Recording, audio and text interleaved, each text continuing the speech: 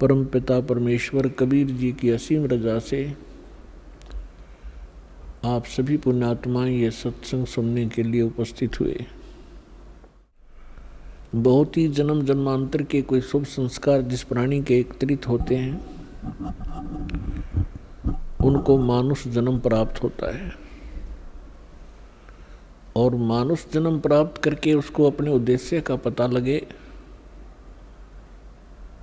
ऐसी पुण्यात्माएं बहुत ही कम हुआ करती हैं। क्योंकि परमात्मा की जानकारी संत दिया करते हैं, महात्मा बताया करते हैं। जो ज्ञान परमेश्वर ने स्वयं आकर ज्ञान दिया था वो यथार्थ ज्ञान था और वो हमारे तक पहुंचा नहीं। उसके विपरीत पूरे मानव समाज को, पूरे विश्व में यहाँ के भगवान ने, यहाँ के मालिक ने, स्वामी ने, सरपुरुष ने सबको भ्रमित कर रखा है। ऐसी साधनाएं करवाई जा रही हैं जिनसे मोक्ष कभी नहीं हो सकता और ना ही जीव का कल्याण हो सकता। हम ऋषि महर्षियों की महिमा सुना करते थे और बहुत बड़े वो चमत्कार भी दिखाया करते थे, लेकिन अब हमें तत्व ज्ञान की रोशनी से पता चला कि वो अध्यात्म मार्ग का सबसे घटिया स्तर का उनका जो ज्ञान था और वो साधना थी जिसकी मानव को कति आवश्यकता नहीं है। हमें ज्ञान नहीं था जिस कारण से हम अभी तक इन नकली गुरुओं, नकली आचार्यों और शंकराचार्यों के उस लोक वेद को सत्य मानकर अपना जीवन नाश करते रहे। अनमोल मनुष्य जीवन को नष्ट करके हम खाली हाथ चले जाया करते थे। अब वो परमात्मा स्वयं आते हैं अपनी प्यारी आत्माओं को यथार्थ ज्ञान बताने के लिए। और पुण्यात्माओं, श्रीमद् भगवत गीता अध्याय नंबर 16 के श्लोक 23 और 24 में स्पष्ट किया है कि शास्त्र विधि को त्याग कर जो मनमाना आचरण करते हैं, मनमुखी पूजाएं करते हैं, मनमुखी साधनाएं करते हैं, उनको न तो कोई सुख प्राप्त होता है और न उनको कोई सिद्धि प्राप्त होती है और न ही उनकी गति होती है। और इन तीन पदार्थों के लिए, तीन वस्तुओं के लिए ही हम परमात्मा की भक्ति किया करते हैं। शास्त्र विधि अनुसार साधना कौन सी है, उसका प्रमाण कहाँ है, जिससे हम निर्णय कर सकें कि वो साधना कौन सी है और कहाँ प्रमाणित है और किन महापुरुषों ने वो साधना की जिनका मोक्ष हुआ हो और हम ये मानते हो कि सचमुच उन महापुरुषों का मोक्ष हुआ ही हुआ है। तो फिर हम आसानी से समझ सकते हैं कि जो साधना मोक्षदायक है वो कौन सी है और मोक्ष के विपरीत है वो कौन सी है, शास्त्र अनुकूल साधना कौन सी है, शास्त्र विरुद्ध कौन सी है। जब तक हमें स्वयं ये निर्णय नहीं होगा कि शास्त्र अनुकूल साधना कौन सी है और शास्त्र विरुद्ध कौन सी है, तो तब तक हम जो भी साधना कर रहे होते हैं उसी को सत्य मानते हैं। क्योंकि उसी समुदाय में जिसमें हम रह रहे होते हैं, चाहे हम किसी धर्म अक्षेत्र में रह रहे हों या हम किसी संत गुरु के शिष्य बनकर अपनी भक्ति साधना कर रहे हों, तो वहाँ जितने भी आपको मिलते हैं, अनुयायी मिलते हैं, धर्म के अनुयायी मिलते हैं या उस संत जिसके आप अनुयायी शिष्य बने हो उसके जो अनुयायी मिलते हैं, वो सभी वही साधना कर रहे हैं और सभी सेट हो जाते हैं कि यही ठीक है, क्योंकि सभी कर रहे हैं। सबसे पहले तो हम ये निर्णय करेंगे कि सद्ग्रंथ किसे कहते हैं, वो सद्ग्रंथ कौन से हैं जिनको हम आधार मान कर अपनी भक्ति करें और निर्णय करें। पुण्यात्माओं, अपने हिंदू धर्म के अंदर जो महत्वपूर्ण और सद्ग्रंथ माने जाते हैं यथार्थ ज्ञान युक्त, सबसे पहले पवित्र चारों वेदों का नाम आता है और फिर उससे भी बढ़कर विशेषकर हिंदू समाज के अंदर श्रीमद् भगवत गीता वेदों से भी एक नंबर पर मानी जाती है, क्योंकि ये कहा जाता है कि चारों वेदों वाला ज्ञान और श्रीमद् भगवत गीता के अंदर संक्षिप्त करके सरल करके बताया गया है। ये बिल्कुल सही है। इसके बाद आते हैं पुराण और उपनिषद। पुराण क्या है, उपनिषद क्या है और वेद और श्रीमद् भगवत गीता क्या है, ये हमने समझना पड़ेगा। पुण्यात्माओं, ये मोक्ष मार्ग है। ये मनुष्य जीवन बहुत अनमोल है। मानव को अभी इसकी कीमत का ज्ञान नहीं है, केवल सुनते सुनते हैं कि मानुष जन्म बड़ी मुश्किल से प्राप्त होता है, बड़ा सुदुर्लभ है और इसको ऐसे व्यर्थ नहीं करना चाहिए। लेकिन इस तत्व ज्ञान से आपको वास्तविकता का पता चलेगा कि सचमुच ये कितनी कीमत है इसकी। और जिस समय आप इस तत्व ज्ञान के आधार से मनुष्य जीवन की कीमत को समझोगे, जिस प्रकार अब भारत का या पूरे विश्व का बच्चा ये चाहता है और सभी समाज भी चाहता है कि बच्चे बेटे और बेटियां सभी शिक्षा ग्रहण करें और कितना ही पैसा हमारा लगे ये शिक्षित हों।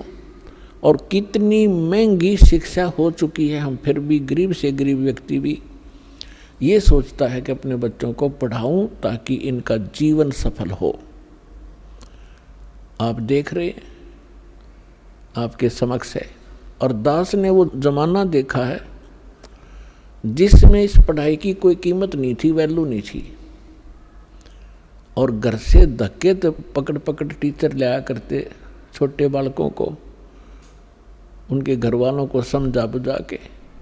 तो वो समय भी देखा था, क्योंकि उस समय इस शिक्षा की महिमा का, शिक्षा के गुण का ज्ञान नहीं था।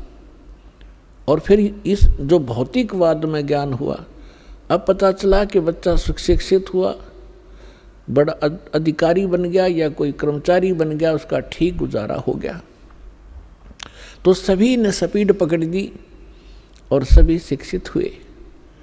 अब परमात्मा की लीला को आप धीरे धीरे समझोगे। ये सारी लीला करी कबीर भगवान ने, इस परमेश्वर ने, कि एक बार मेरे बच्चे अक्षर ज्ञान युक्त हो जा। और आप देख रहे हैं, क्योंकि दास का तो इस मार्ग में सारा विचार इधर रहता है। सन 1994 में दास को दीक्षा देने का आदेश प्राप्त हुआ था पूज्य गुरुदेव जी से। तब तक ये कोई मीडिया विशेष नहीं था, ऑडियो कैसेट होती थी, बस यहीं तक सीमित थे। अब देखते ही देखते कमाल कर दिया, कितने अच्छे इलेक्ट्रॉनिक चैनल बन गए, मोबाइल बन गए कितनी अच्छी क्वालिटी के, जिसमें चिप डाल लो, 100 घंटे का सत्संग, 50 घंटे की फिल्म, परमात्मा की सीडी यानी सत्संग की। देखो कहीं बैठ के डीवीडी बन गई, सीडी बन गई, सीडी प्लेयर बनवा दिए दाता ने। तो पुण्यात्माओं, जो दास कहना चाह रहा है कि आपने जिस प्रकार शिक्षा में अपना समर्पण किया, बच्चों को फ्री भी छोड़ दिया, 15-20 वर्ष के बच्चे तुम पढ़ो और खूब धन भी लगाते हो और समय भी पूरा देते हो, किस लिए? एक 2 रोटी के लिए। और जितने बच्चे आज पढ़ रहे हैं, जिनमें से 2% ही सरकारी नौकरी ग्रहण करेंगे, 98% वो फिर वही काम करेंगे जो हमारे दादे परदादे परंपरागत करते आ रहे थे। अब इसका फायदा हमें ये हुआ कि हम शिक्षित कर दिए दाता ने, और अब शिक्षित हुए तो भगवान पहचानेंगे।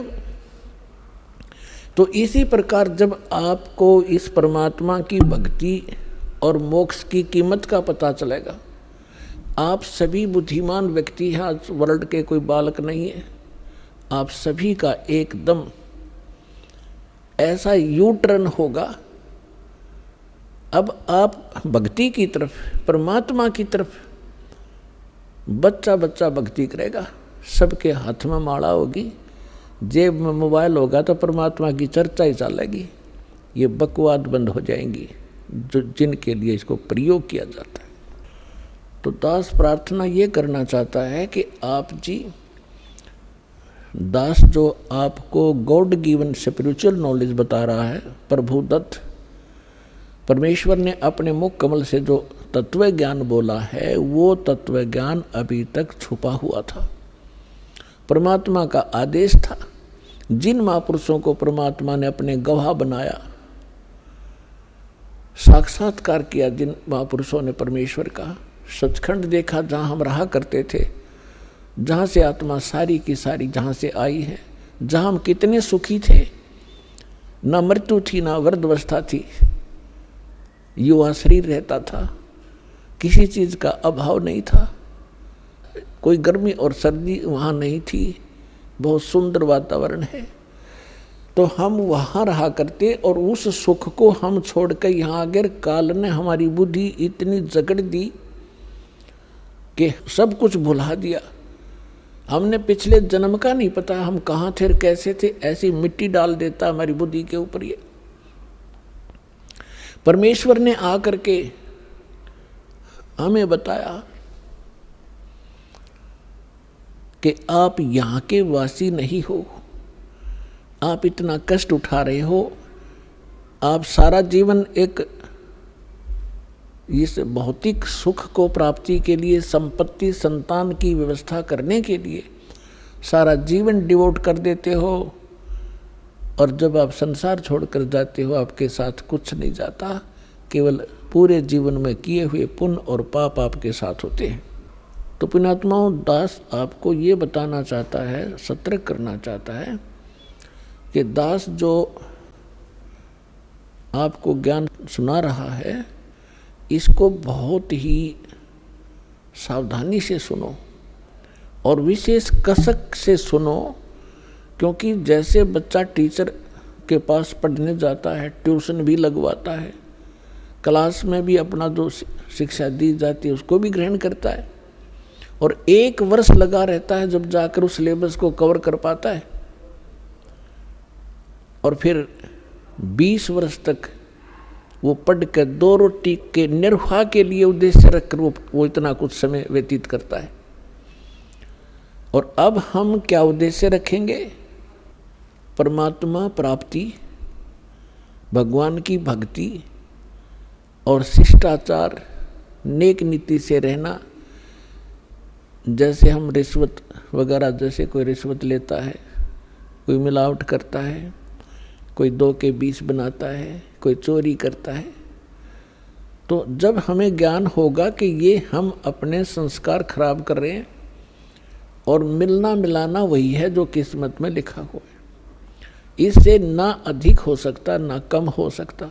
यदि हम 2-5 करके कोई 2-4 लाख रुपये की मार लिया, हाथ दाव लगा लिया अपनी नकली सूझबूझते, तो फिर ऐसा झटका लगेगा मनमाने कोई चोरी हो जा या कोई बालक बीमार हो जा, 2-3 लाख रुपये भी लग जाए और बच्चा भी मर जाता है, तो वो पैसा तो रहा नहीं, वो पाप कर्म ज्यों के त्यों रह गए जो उस पैसे को कमाने के लिए वो तगड़मबाजी करी थी। तो जिसमें आपको ये पता चलेगा, और ये 101% सत्य है, गॉड गिवन ज्ञान है। कहते तुमने उस दरगाह का मैल नहीं देखा और धर्मराज के तिल तिल का लेखा। एक पाई पाई का हिसाब है उस सच्चे दरबार में। क्योंकि आपने वो जगह देखी नहीं, देखी है तो आपका याद नहीं।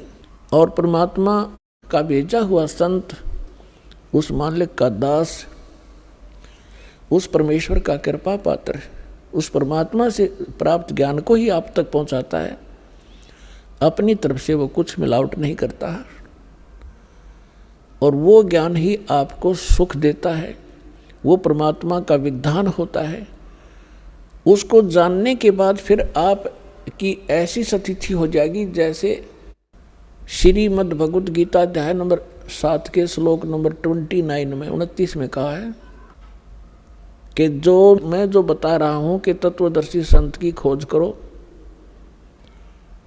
और तत्वदर्शी संत की प्राप्ति के उपरांत परमेश्वर के उस परम पद की खोज करनी चाहिए, जहाँ जाने के बाद साधक फिर लौटकर कभी संसार में नहीं आती। तो वो क्या बताना चाहता है कि गीता ज्ञानदाता कहता है कि यथार्थ ज्ञान तत्वदर्शी संत बताते हैं, उनसे सुनो। तो यहाँ 7वें अध्याय के 29वें श्लोक में कह रहा है कि मेरे इस ज्ञान को जो आश्रय कर लेता है और तत्वदर्शी संत की खोज कर लेता है, और वो व्यक्ति उस तत्वब्रह्म से और सारे अध्यात्म ज्ञान से और सभी कर्मों से परिचित हो जाता है। और वो व्यक्ति जो तत्वब्रह्म से परिचित है, सभी कर्मों से परिचित है, पूरे अध्यात्म ज्ञान से परिचित है, वो केवल जरा और मरण से छूटने का ही प्रयत्न करता है। जरा मीन वृद्ध अवस्था के कष्ट से, और मरण माने मृत्यु, इस दीर्घ रोग के निवारण के लिए ही, इससे मोक्ष प्राप्ति के लिए, छुटकारा पाने के लिए ही प्रयत्न करते हैं। तो वो व्यक्ति तत्वब्रह्म से परिचित है, सारे अध्यात्म ज्ञान से परिचित है और सभी कर्मों से परिचित है।